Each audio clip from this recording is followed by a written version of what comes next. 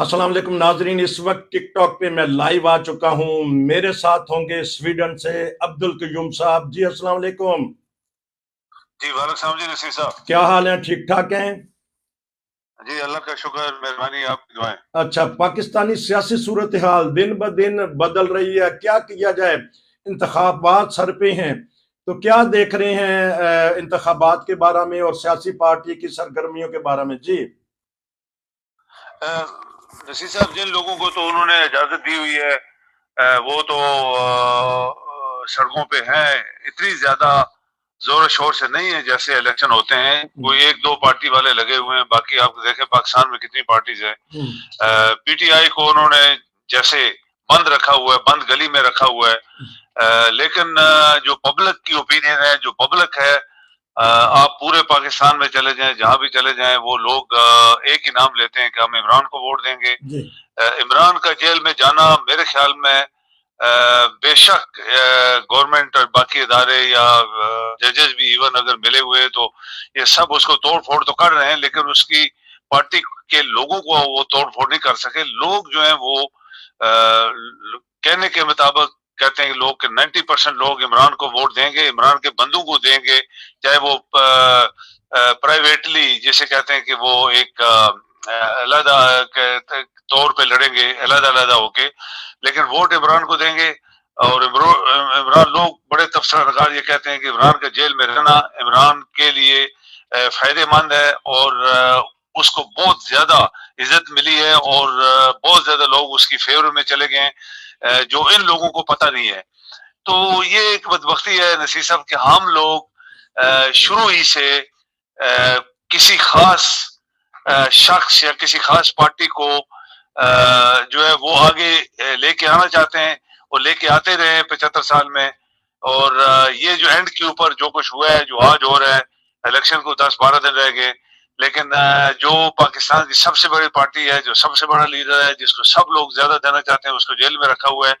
ये भी एक तारीख का एक हिस्सा बनेगी फ्यूचर में, आइंदा आने वाली सदियों में, कि पाकिस्तान के साथ क्या हुआ था, किस तरह एक सच्चे आदमी को जेल में घसीटा और बाकी तमाम लोगों को बाहर ले आए जिन्होंने पाकिस्तान को लूटा हुआ है, या आप कह लें कि जिन्होंने पाकिस्तान का पैसा खाया है या जिन्होंने पाकिस्तान के साथ बदयांती की है।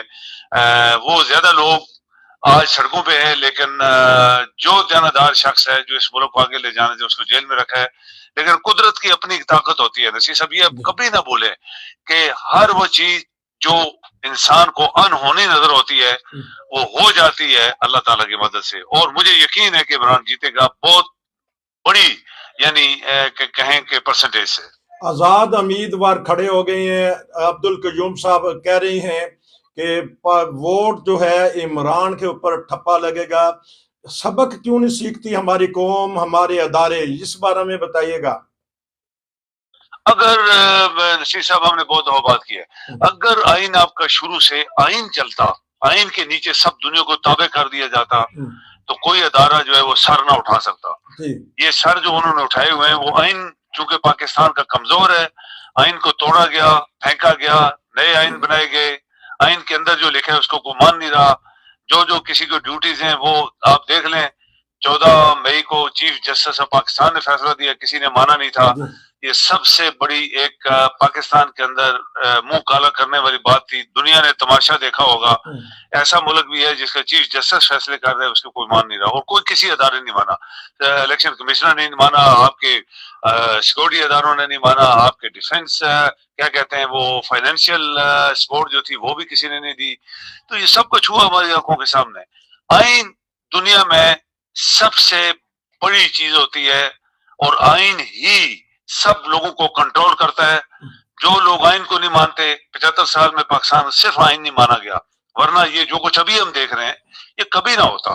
कोई ऐसा अगर हुकूमत आ जाती है और ये आइन के अंदर भी जो खामी है उसको भी रिमूव करे और फिर वो तमाम अदारे जो आइन के नीचे उनको बताया जाए कि तुम आइन के खिलाफ वर्जी करोगे तुम्हें सख्त तरीन सजा मिलेगी, चाहे वो बड़े से बड़ा आदमी है, चाहे वो छोटे से छोटा है, तो फिर आप देखें मुल्क कैसे नहीं चलता। मुल्क चलता है, आप जजेस को भी सजाएं दे, دنیا میں ہم نے دیکھا ہے ججز کو بھی سزائیں ملتی ہیں. جی تو آپ کے پاکستان کے جج جو ہیں وہ تو کیا کہتے ہیں ان کو تو کوئی چھیڑتا نہیں ہے, اور بھی کچھ ادارے ہیں جن کو کوئی چھیڑتا نہیں ہے, جی جبکہ پاکستان دنیا میں ہر ادارے کے سربراہ یا اداروں کو آئین کی گرپ میں لایا جاتا ہے اور ان کو سزائیں دی جاتی ہیں. آئین کی حکم عدولی ہوئی ہے, بہت زبردست قسم کا تبصرہ کیا 5 منٹ میں.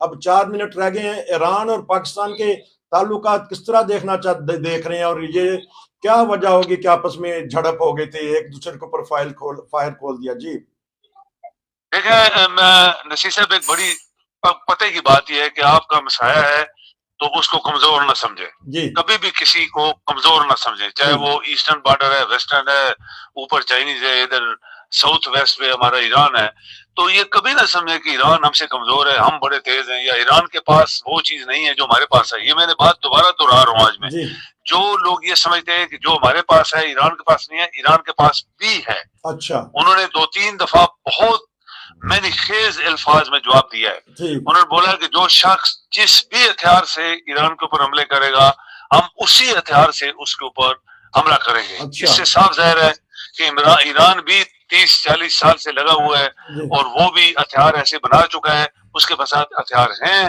اسی لیے وہ بھی سر اوپر لے کے گھومتا ہے. اور یہ ایران کے حملے سے میں یہ سوچ رہا تھا کہ پاکستان کو جوابی حملہ نہیں کرنا چاہیے تھا. آپ یہ میری بات سن کے حیران ہوں گے, اچھا کیونکہ ایران نے کس بیس کے اوپر حملہ کیا تھا, اس کی کیا اسٹریٹجی تھی؟ غالباً وہ کچھ ملکوں کو شو کرنا چاہ رہا تھا کہ ایران کمزور ملک نہیں ہے, کسی کے اوپر بھی اٹیک کر سکتا ہے, چاہے وہ اچھا نزدیک ہے چاہے دور ہے. ہم، اچھا, پاکستان نے اس کو جب اس کے اوپر اٹیک کیا تو انہوں نے اتنی ببلنگ کی, یہ کیا وہ کیا, ہمارے جہاز یہ فلو ہو, لیٹسٹ جہاز ہم کر دیں گے, میزائل کر دیں گے. ایران نے یہ شو نہیں ماری تھی, اچھا چپ کر کے انہوں نے کیا.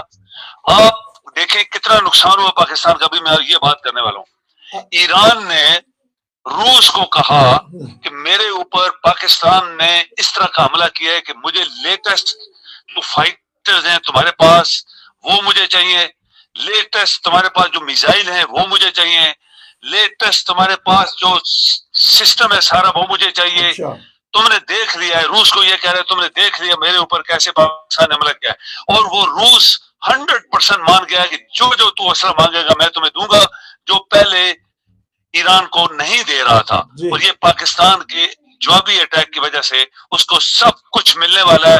یہاں سے آپ دیکھیں کہ پاکستان جیتا ہے یا ہار گیا ہے. بہت شکریہ آپ کا. آپ نے ایک ایسی بات بتا دی کہ اگر حکمت عملی سے ہماری دونوں حکومتوں نے, ریاستوں نے سمجھداری کا ثبوت نہیں دیا تو وہاں بھی جنگ کے الاؤ پک جائیں گے. قیوم صاحب آپ کا شکریہ. انشاءاللہ میں پھر آپ سے دوبارہ رابطہ کروں گا اور آپ سے ایک پروگرام اور لوں گا. یہ تھے ہمارے عبدالقیوم صاحب, بات کر رہے تھے پاکستان کے بارے میں اور بات کر رہے تھے ایران کے بارے میں.